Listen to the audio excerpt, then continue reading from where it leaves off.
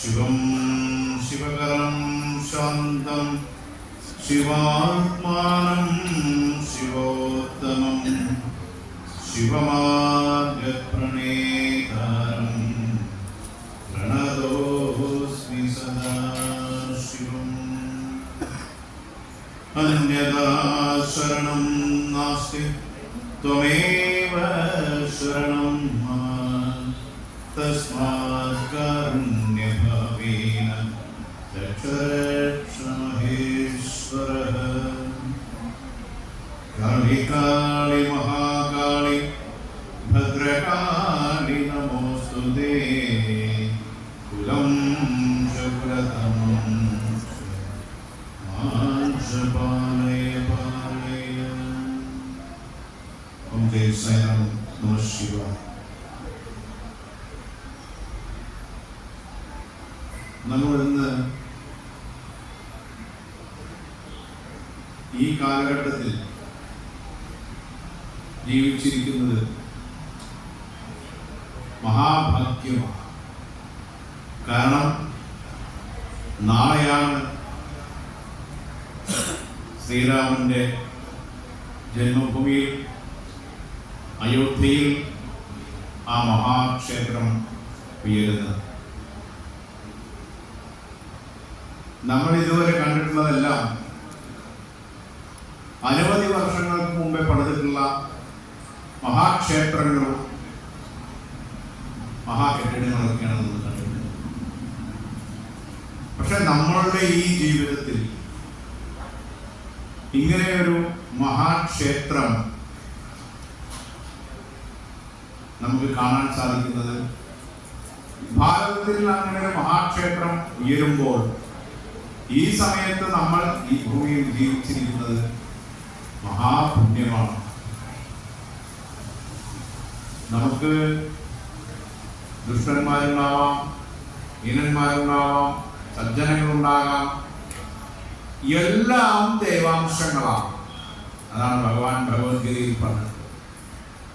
എല്ലാവരിലും ഞാൻ നിറഞ്ഞിരിക്കുന്നു, എല്ലാം ഞാൻ തന്നെയാണ്, അഹം ബ്രഹ്മാസ്മി.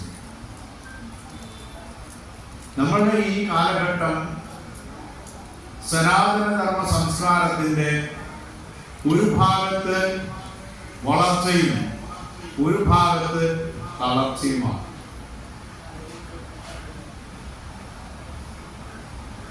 നമ്മളുടെ ഉത്തരഭാരതത്തിൽ നമുക്കറിയാം അങ്ങേയറ്റത്തോളം സനാതന ധർമ്മം വളർന്നുകൊണ്ടിരിക്കുകയാണ്. അതേസമയം കേരളം, തമിഴ്നാട്, ആന്ധ്ര, ഗോവ മേഖലകളിൽ സനാതന ധർമ്മ സംസ്കാരത്തിന് മൂല്യച്യുതി സംഭവിച്ചുകൊണ്ടിരിക്കുകയാണ്. എന്താണ് ഇതിന് കാരണം? ആരാണ് ഇതിന് കാരണം? ഈ കാലഘട്ടത്തിൽ നമ്മൾ വേദോപനിഷത്തുക്കളൊക്കെ ഉണ്ടെങ്കിൽ തന്നെയും നമ്മൾ ആരാണെന്ന് മനസ്സിലാക്കേണ്ട ഒരു കാലഘട്ടമാണ്. Who am I? നാനാവിധ മതങ്ങളും നാനാജാതികളും ഒക്കെ ഉണ്ടെങ്കിലും ഭാരതത്തിൽ ഈ നാനാജാതികളും നാനാ മതങ്ങളും ഒക്കെ വരാൻ കാരണം എല്ലാ മതങ്ങളെയും ജാതികളെയും ഉൾക്കൊള്ളുവാനുള്ള ഹൈന്ദവ സനാതന ധർമ്മ സ്ഥാപനത്തിന്റെ ആ വിശാല മനസ്ഥിതിയാണ്. നമ്മളെല്ലാവരെയും ഉൾക്കൊള്ളും, പക്ഷേ നമ്മളെ ആരും ഉൾക്കൊള്ളാറില്ല. വളരെ അപൂർവം ആൾക്കാരാണ് നമ്മളെ ഉൾക്കൊള്ളുന്നത്. അതിന്റെ പരിണിത ഫലമാണ് നമ്മളുടെ കേരളത്തിലൊക്കെ തമിഴ്നാട്ടിലൊക്കെ സംഭവിച്ചുകൊണ്ടിരിക്കുന്നത്. അനവധി ക്ഷേത്രങ്ങൾ തച്ചു തകർക്കപ്പെടുന്നു. ഒരു ഭാഗത്ത് നമ്മുടെ ക്ഷേത്രങ്ങൾ ഉയരുമ്പോൾ ഒരു ഭാഗത്ത് ക്ഷേത്രങ്ങൾ തച്ചു തകർക്കപ്പെടുന്നു. ക്ഷേത്രത്തിന്റെ ഭൂമികൾ മറ്റുള്ളവർ കയ്യേറുന്നു. ഇന്ന് നമുക്കിവിടെ എത്തിച്ചേർന്നിട്ടുള്ള നമ്മുടെ സുഹൃത്ത് സുമോദ്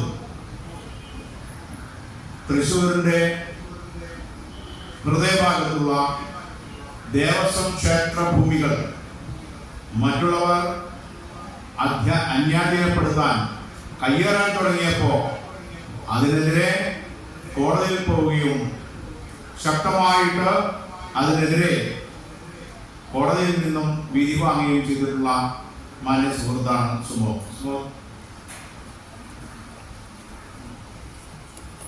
പേപ്പറിലൊക്കെ ഞങ്ങൾ വായിച്ചു കാണാം. അതുപോലെ തന്നെ ടി വിയിലൊക്കെ അദ്ദേഹത്തിന്റെ കാര്യങ്ങളൊക്കെ സംസാരിക്കുന്നുണ്ടായിരുന്നു. അപ്പൊ ഇത്തരത്തിൽ കുറച്ചുപേരെങ്കിലും സനാതന ധർമ്മ സംസ്കാരത്തെ സംരക്ഷിക്കാൻ ഇറങ്ങി പുറപ്പെട്ടാൽ നിശ്ചയമായിട്ടും നമ്മുടേതായിട്ടുള്ള മൂല്യങ്ങളെ ഉയർത്തിക്കൊണ്ടുവരാൻ നമുക്ക് സാധിക്കും. യാതൊരു സംശയമില്ല. നമ്മുടെ കുടുംബത്തിൽ പരസ്പര സ്നേഹം ഇല്ലാതായിക്കൊണ്ടിരിക്കുന്നു. ഇനി കുറച്ചു കഴിയുമ്പോ കേരളത്തില് വൃദ്ധന്മാർ മാത്രമാവും. പല വീടുകളും പൂട്ടിപ്പോവും. എന്താ കാരണം? മക്കളൊക്കെ കാനഡയിലും ആസ്ട്രേലിയയിലും അമേരിക്കയിലും ഒക്കെ പോയി കഴിയുമ്പോ വൃദ്ധന്മാരായിട്ടുള്ള അച്ഛനമ്മമാർ കാലം കഴിയുമ്പോ ഈ സ്ഥലങ്ങളെല്ലാം മൂടപ്പെടും. അതാണ് നടന്നുകൊണ്ടിരിക്കുന്നത് കേരളത്തിൽ കൂടുതലും.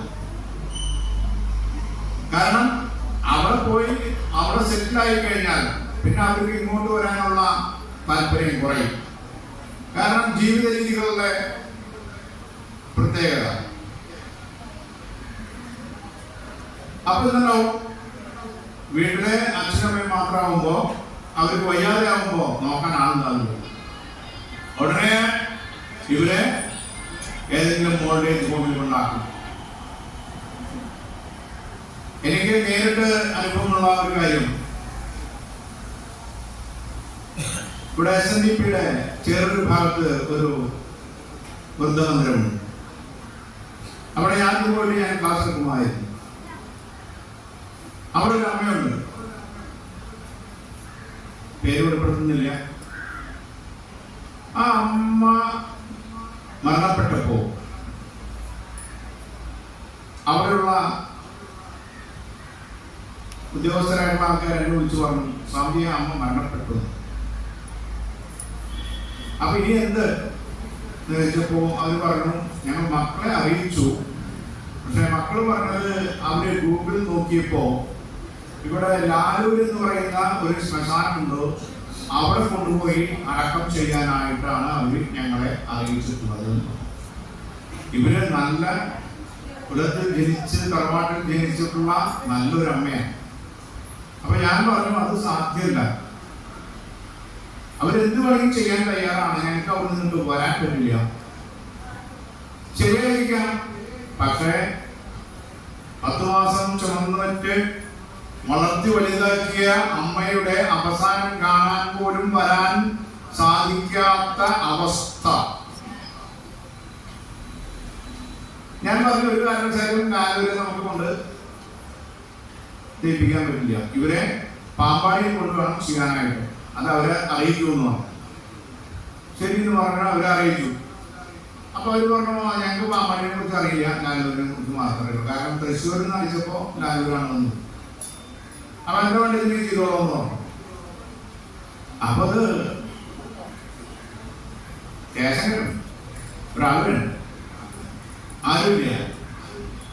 അപ്പൊ അവിടെ അതൊരു ചിന്തയായി, ആര് ദഹിപ്പിക്കും.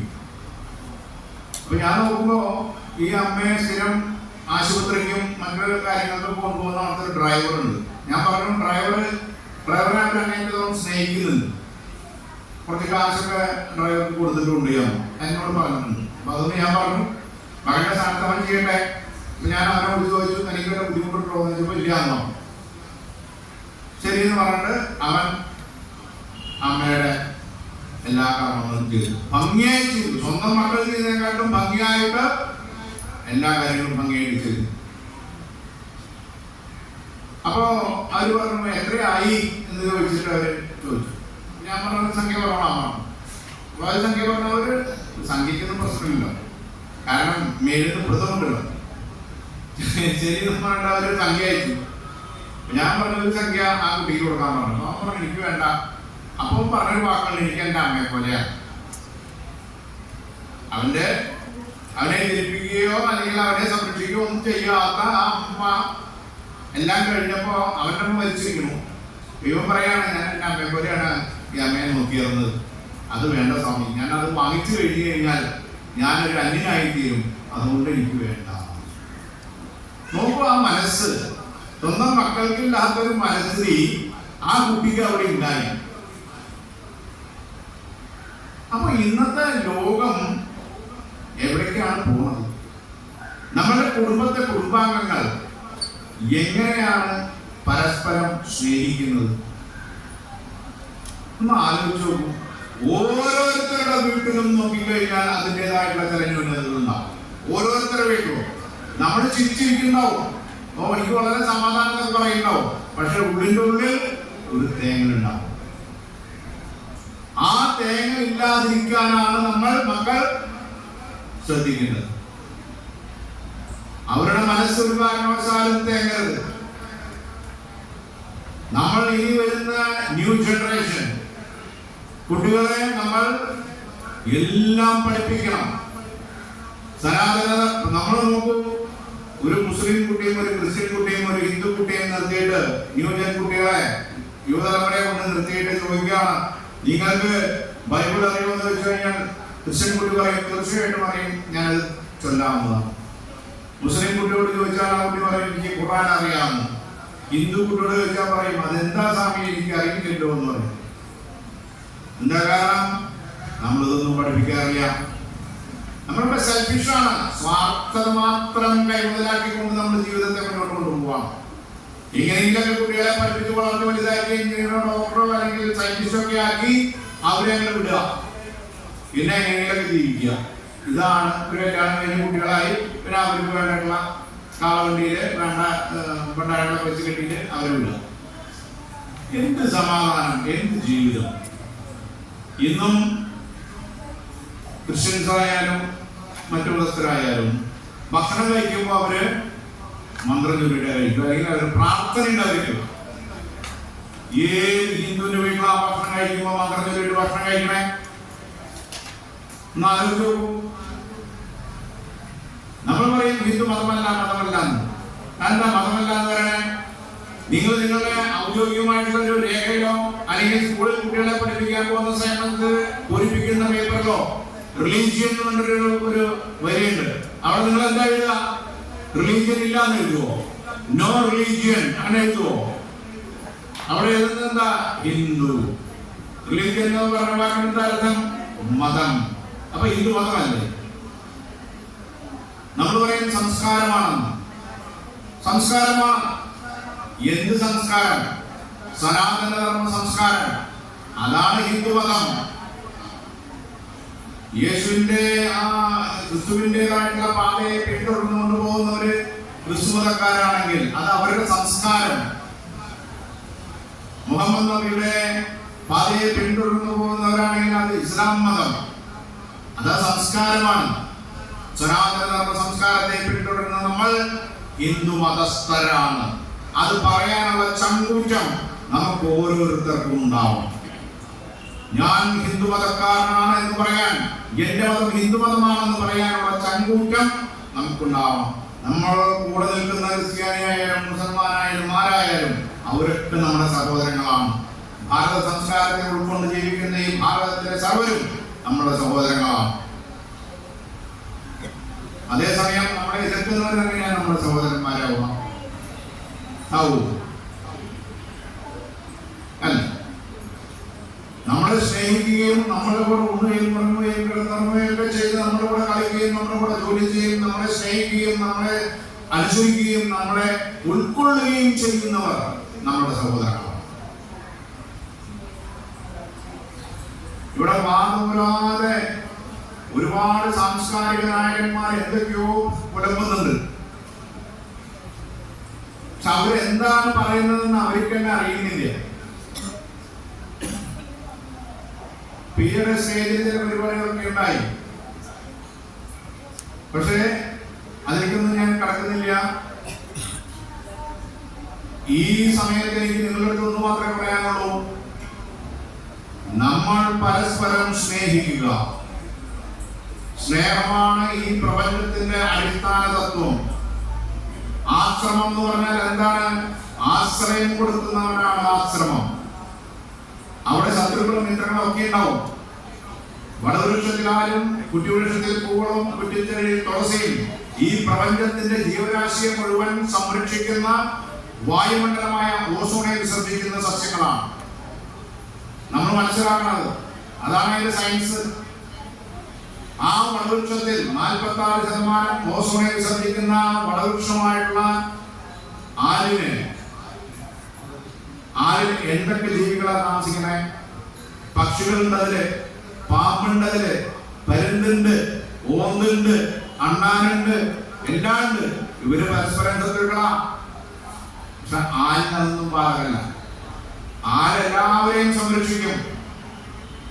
പക്ഷെ ആലിനെ ആരെങ്കിലും സ്മരിക്കാറുണ്ടോ? നമ്മൾ നടന്നു പോകുമ്പോ ഭയങ്കര ക്ഷീണം തോന്നുമ്പോൾ ആലിന്റെ കൂട്ട് കുറച്ചു നേരം ഇരുന്നതിന് ശേഷം നമ്മൾ പോകുന്നു.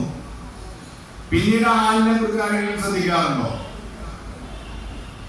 അപ്പോ നമ്മൾ ഈ ആശ്രമത്തിൽ പല ആൾക്കാരും വന്നു പോയിട്ടുണ്ട്. അപ്പൊ നമ്മുടെ കൂടെ ചോദിക്കും, അയാൾ പിന്നെ തീരെ കണ്ടേയില്ലല്ലോ എന്ന്. കുറച്ചു കാലം കൂടി ഉണ്ടായിട്ട് പോയാളല്ലേ, പിന്നെ കാണാനില്ലോ എന്ന് പറയും. ഞാൻ പറഞ്ഞു, ഇതിനെ കാണണേ, അവരുടെ കാര്യം കഴിഞ്ഞ് അവർ പോയി. അത്ര തന്നെ ഉള്ളൂ. അപ്പോ നമ്മൾ സംരക്ഷണം കൊടുക്കുക, അത്രേ ഉള്ളൂ. അവര് ജീവിതയാത്രയിൽ തളർന്നു വരുന്നവനെ ഒരു കൈത്താങ് കൊടുക്കുക. അതാണ് നമ്മളിവിടെ ചെയ്തുകൊണ്ടിരിക്കുന്നത്. അന്നദാനം. അന്നദാനം എത്ര തരത്തിലാണ്? 3 തരത്തിലുണ്ട് അന്നദാനം. എങ്ങനെയാ 3 തരം വരണേ? കല്യാണം, അടിയന്തരം എന്നുള്ള ആ സമയങ്ങളിലൊക്കെ നമ്മൾ സദ്യയാണ് കൊടുക്കുക, അനവധി വട്ടങ്ങളൊക്കെ ആയിട്ട് അല്ലേ. പിന്നെയോ ആ സമയത്ത് കല്യാണത്തിന് ഒരു ഭിക്ഷയായിരിക്കുന്ന ഒരാള്, വളരെ മുഷിഞ്ഞ വസ്ത്രമുള്ള ആൾ വന്നു കഴിഞ്ഞാൽ നിങ്ങൾ കയറ്റി ഇരുത്തുവോ? ഇല്ല. അപ്പൊ ആ വിശക്കുന്നവരെന്ത് ചെയ്യും? നിങ്ങൾ പുറത്തുകൊണ്ട് കൊടുക്കും. പിന്നെയോ ക്ഷേത്രങ്ങളിൽ നടക്കുന്ന അന്നദാനം, അതിന് പ്രസാദ കൂട്ട് എന്ന് പറയും. അവിടെ ഒരു മുഷിഞ്ഞ വേഷം നാശായിട്ടുള്ള ആൾ നിന്ന് കഴിഞ്ഞാൽ കയറ്റി ഇരുത്തുവോ? അമ്പലത്തില് ഇരുത്തുവോ? ഇല്ല. അപ്പൊ അതിന് പ്രസാദ കൂട്ട് എന്ന് പറയും. അന്നദാനം എന്ന് പറഞ്ഞാൽ ഇതൊന്നുമല്ല, എല്ലാവരെയും കയറ്റി ഇരുത്തി ഭക്ഷണം കൊടുക്കുക. യാതൊരു വിഭവങ്ങളും ഇല്ലാതെ ചെറിയൊരു വിഭവം, ഒരു ഉപ്പേരി, സാമ്പാർ, അച്ചാർ, മോര്, പപ്പടം, അത്രയുണ്ട്. ആ അന്നദാനമാണ് നമ്മളിവിടെ നടത്തുന്നത്. അതാണ് ഷിർഡിയിൽ നടക്കുന്നത്. നിങ്ങൾ വേറെ നെറ്റിൽ പോയി നോക്കിയാൽ മതി.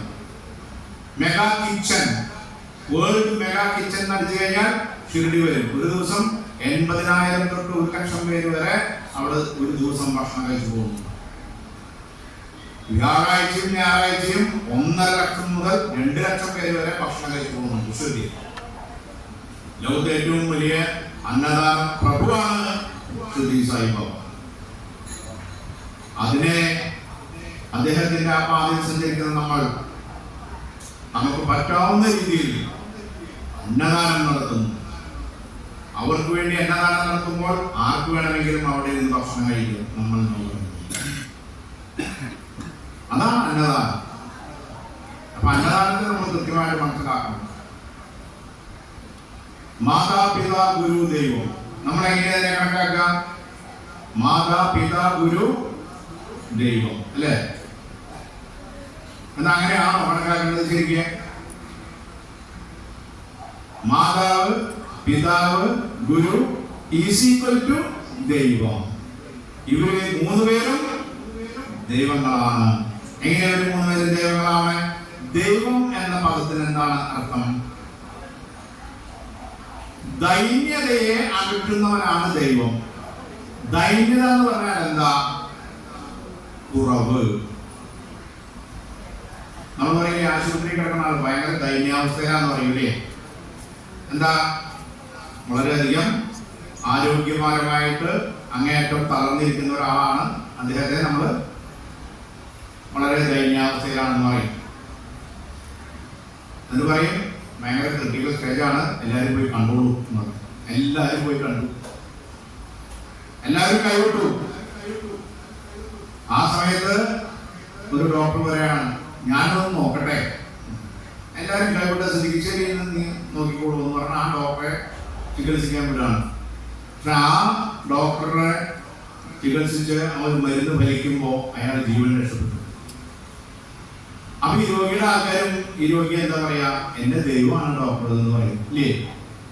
അപ്പൊ ദൈവത്തിന്റെ അർത്ഥം എന്താ? ദൈന്യതയെ അകറ്റുന്നു. ഒരു കുട്ടി എല്ലാ സബ്ജക്റ്റിൽ നല്ല മാർക്കുണ്ട്, ഒരു സബ്ജക്റ്റിൽ മാത്രം വളരെ കുറവ് മാർക്ക്. ആ കുട്ടി തോറ്റു, പരീക്ഷയിൽ തോറ്റു. അപ്പൊ ആ സബ്ജക്റ്റിൽ ടീച്ചർ പറഞ്ഞു, ഞാൻ സ്പെഷ്യൽ ട്യൂഷൻ തരാം എന്ന് പറഞ്ഞ് ട്യൂഷൻ കൊടുത്ത് അടുത്ത ടേമില് ആ കുട്ടിയെ ആ സബ്ജക്റ്റ് നല്ല മാർക്കോട് കൂടിയിട്ട് പാസ്സായി. അപ്പൊ ആ കുട്ടി എന്താ പറയാ? എന്റെ ദൈവമാണ് ആ ടീച്ചർ എന്ന് പറയും ഇല്ലേ? അപ്പൊ ആ കുട്ടിയുടെ കുറവ് എന്തായിരുന്നു? വിദ്യാഭ്യാസ കുറവ്, അറിവ് കുറവ്, ആ സബ്ജക്റ്റിലുള്ള അറിവ് കുറവ്. അപ്പൊ അറിവിനെ തരുന്നവരാണ് ആര്? ദൈവങ്ങൾ. ദൈന്യതയെ അകറ്റുന്നവനാണ് ദൈവം. അപ്പൊ അമ്മ എങ്ങനെ നമുക്ക് ദൈവമാവണേ? നമ്മൾ ജനിക്കുമ്പോ നമുക്ക് എന്താണ് അറിവ് കുറവുള്ളത്? ആദ്യത്തെ അറിവ് കുറവ് നമ്മൾ എന്താണ് അറിയോ? നമുക്ക് അച്ഛനാരാന്ന് നമുക്കറിയോ? അറിയോ? അമ്മ പറയുന്ന ആളാണ് അച്ഛൻ അല്ലേ? അമ്മ പറയുന്ന മോനെ ഇതാണ് നിന്റെ അച്ഛൻ എന്ന് പറയും. അപ്പൊ ആദ്യത്തെ അറിവാരെ തന്നെ അമ്മ. അപ്പൊ അമ്മാരായി ദൈവമായി. പിന്നെ അച്ഛൻ എന്താ ചെയ്യണേ? അച്ഛൻ നമുക്ക് ഗുരുകുലത്തിൽ കൊണ്ടുപോയി ഗുരു എന്ന് പറയുന്ന വ്യക്തിത്വത്തെ നമുക്ക് പരിചയപ്പെടുത്തി തരുന്നു. അപ്പോഴാണ് അപ്പോ അങ്ങനെ ഒരാളുണ്ടോ നമുക്ക്? അതുവരെ അറിയേണ്ടായിരുന്നില്ല ഗുരുവിനെ കുറിച്ചുള്ള സങ്കല്പം. അച്ഛനാണ് പറഞ്ഞു തന്നെ ഗുരുസങ്കല്പത്തെ കുറിച്ച്. അപ്പൊ അച്ഛനാരായി? ദൈവമായി. ഗുരു എന്താ പറഞ്ഞു തന്നെ? പ്രപഞ്ച ഭണ്ഡാരത്തിന്റെ അന്തസത്തയെ വളരെ രത്ന ചുരുക്കമായിട്ട് നമുക്ക് പല ഭാവങ്ങളിലൂടെ നമുക്ക് പറഞ്ഞു തരുന്നു. എന്താണ് എന്നുള്ള നമ്മൾ എന്താണ് എന്നുള്ളതിനെ കുറിച്ച് നമുക്ക് പറഞ്ഞു തരുന്നു. അപ്പൊ ഗുരുവാരായി ദൈവമായി. അപ്പൊ നമ്മള് മാതാ പിതാ ഗുരു ഈസ് ഈക്വൽ ടു ദൈവം. അങ്ങനെയാണ് നമ്മൾ സങ്കല്പിക്കേണ്ടത്. പിന്നെ ആരാണ് ഈശ്വരൻ? ഈശ്വര ഭഗവാൻ. നമ്മളെപ്പോഴും പറയും ഈശ്വര അല്ലേ? ആരാണ് ഈശ്വരൻ? യഥാസമയം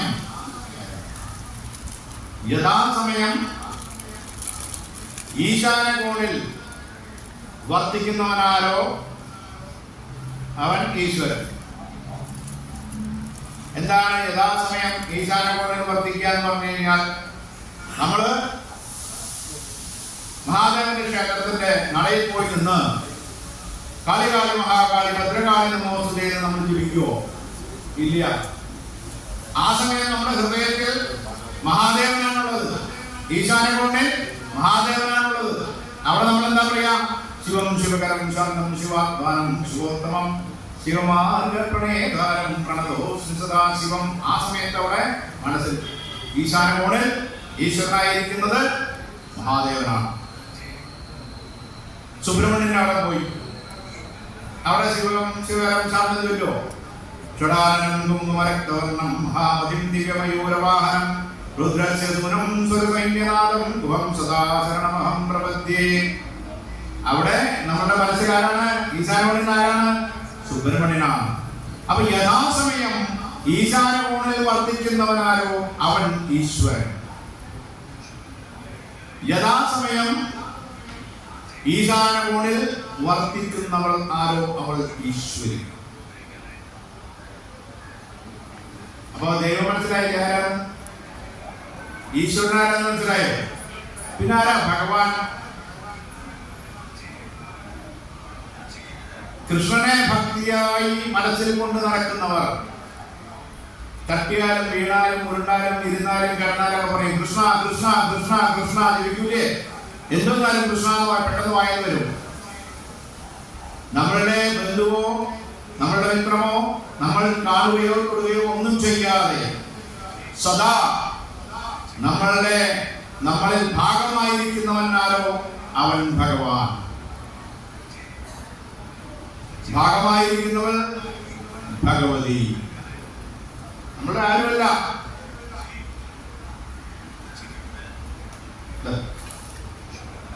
പക്ഷേ നമ്മൾ സദാ മനസ്സിൽ കൃഷ്ണ കൃഷ്ണ കൃഷ്ണ കൃഷ്ണ എന്ന് പറഞ്ഞ് നടക്കുമ്പോ നമ്മുടെ ഭഗവാൻ ആരാ? ഭഗവാൻ കൃഷ്ണനാണ്. അതേസമയം അമ്മേ മഹാമായി, അമ്മേ മഹാമായി എന്ന് പറയുമ്പോ ആരാണ്? ഭഗവതി. അപ്പൊ നമ്മൾ ഈ ദൈവവും ഈശ്വരനും ഭഗവാനും ഭഗവതിയൊക്കെ എന്താണെന്ന് നമ്മൾ മനസ്സിലാക്കി. നമ്മൾ എന്തെല്ലാമോ ധരിച്ചു വെച്ചിരിക്കുന്നു. അപ്പൊ അതിനെ ഓരോ പദത്തിനും അതിൻ്റെതായിട്ടുള്ള അർത്ഥമുണ്ട്. അതിനെ അതിൻ്റെതായിട്ടുള്ള രീതിയിൽ മനസ്സിലാക്കി കൊടുക്കണം. ആർക്ക്? വരും തലമുറ. വരും തലമുറയോട് ഇതൊക്കെ ചോദിച്ചു കഴിഞ്ഞാൽ അവർക്കൊന്നും അറിയില്ല എന്ന് പറയും. അപ്പൊ നമുക്ക് അതിന് എന്ത് വേണം? മതപഠനശാലകൾ വേണം. സനാതന ധർമ്മത്തെ ഉത്തേജിപ്പിച്ചു കൊണ്ടുവരാനായിട്ട് നമ്മുടെ യുവതലമുറയ്ക്ക് അതിന്റെ അറിവ് പകർന്നു കൊടുക്കാനായിട്ട് നമുക്ക് മതപഠനശാലകൾ വേണം. നിങ്ങൾ പോയിട്ട് കണ്ടോന്നേ കയറിയില്ല. ഇവിടുന്ന് കുറച്ചങ്ങോട്ട് നമ്മൾ പോയി കഴിഞ്ഞാൽ കോഴിക്കോട് മലപ്പുറം ഭാഗത്തേക്കൊക്കെ പോയി കഴിഞ്ഞാൽ ചെറിയ കുട്ടികൾ വരെ വൈറ്റ് ആൻഡ് വൈറ്റ് ഇട്ടിട്ട് തലയിൽ കെട്ടൊക്കെ കെട്ടിയിട്ട് ആ കുട്ടിയോട് വെച്ചാൽ പറയും ഖുർആൻ. നമ്മുടെ അമ്പലത്തിൽ വരുന്ന കുട്ടിയോട് ഭഗവത്ഗീത വെച്ചാൽ അറിയോ? അറിയില്ലേ? ഇതാണ് നമ്മളുടെ അവസ്ഥ. അപ്പൊ അത് മാറ്റം വരുത്തണം. എന്നാൽ മാത്രമേ നമ്മുടെ സമൂഹത്തെ നമുക്ക്, നമ്മുടെ കൂടെയുള്ളവരെ നമുക്ക് ഉയർത്തിക്കൊണ്ടുവരാനും വരും തലമുറയെ രക്ഷപ്പെടുത്താനും നമുക്ക് സാധിക്കുള്ളൂ. അച്ഛൻ പറഞ്ഞു എല്ലാ ഞായറാഴ്ചയും ക്രിസ്ത്യൻസ് പള്ളിയിൽ പോകുന്നത്. നമുക്ക് സാഹചര്യം ഉണ്ടെങ്കിലും നമ്മളതിന് തയ്യാറല്ല. നമ്മള് പള്ളിയും മസ്ജിദും ക്ഷേത്രവും കൂട്ടിയിണക്കും. അത് തെറ്റാണ്.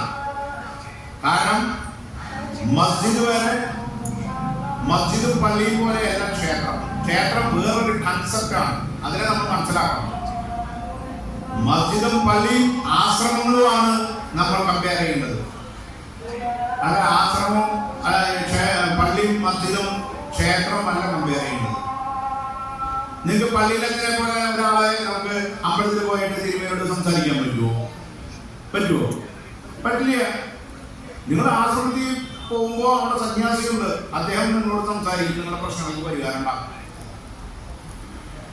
അപ്പൊ അതാണ് നമ്മൾ കണക്കാക്കേണ്ടത്. അപ്പൊ അത് കണക്കാക്കാതെ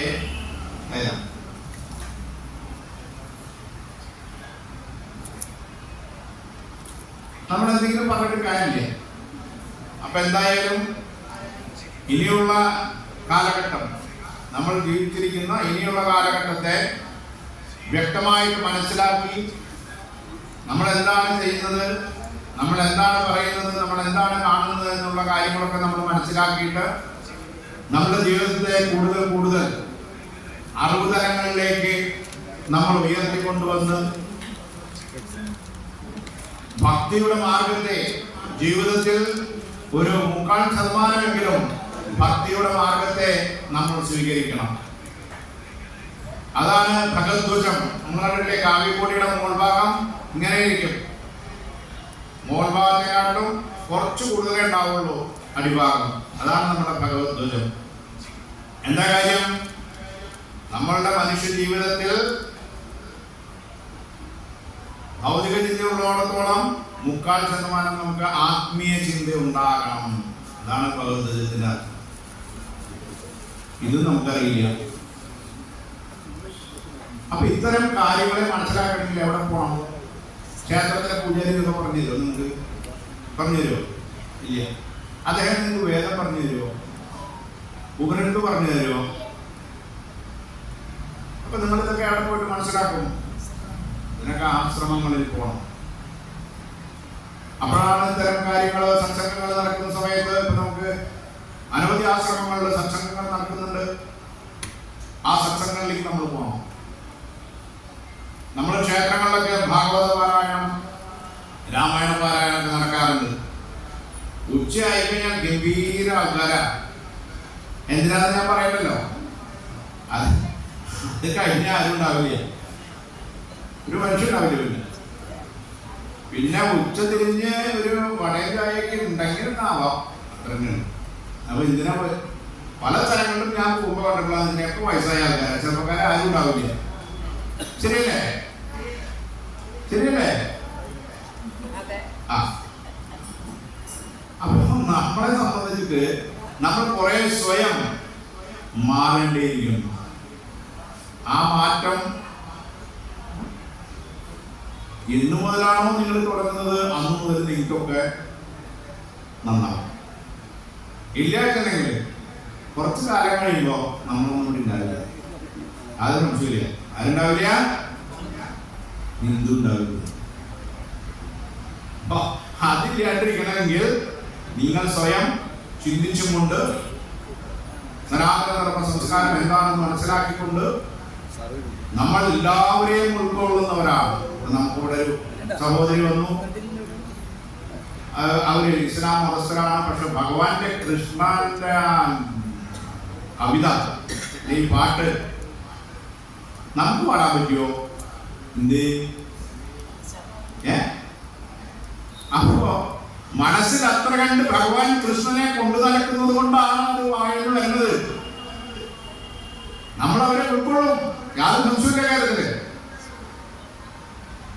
അപ്പൊ അത്തരത്തില് നമ്മൾ പലതും കണ്ടുപിടിക്കേണ്ടിയിരിക്കുന്നു. നിങ്ങൾ നോക്കിയോളൂ, ഒരു മുസ്ലിം പള്ളിയിൽ ചെല്ലുമ്പോൾ കാല് കഴുകിയതിനു ശേഷം മാത്രമേ അതിനുള്ളിൽ കടക്കാൻ പറ്റൂ. പോയിട്ടുള്ളവർക്കറിയാം.